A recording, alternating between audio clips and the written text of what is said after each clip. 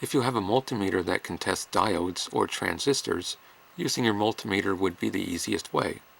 If it doesn't have that capability, you can still use it by measuring the resistances across the transistor pins. You should have your multimeter or ohmmeter set to a high resistance range, since you need to be sure the multimeter is putting out enough voltage to overcome the depletion region of the transistor.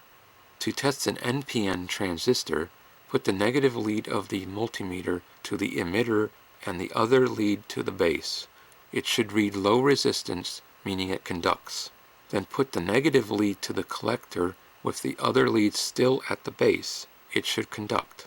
Do the same test but reversing the leads, meaning the negative lead is now at the base and the transistor now should not conduct.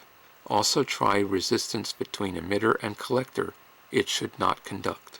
Some websites reverse the polarity of the multimeter leads for these tests. This is because for resistance measuring, some multimeters connect the negative probe of the multimeter to the positive end of the battery inside the multimeter. So if in doubt of what your multimeter does, try both orientations to be sure. You might have to do the PNP test procedure for an NPN transistor. Please subscribe, like, share, comment, etc. And if you click subscribe, click the bell to receive notifications of future videos.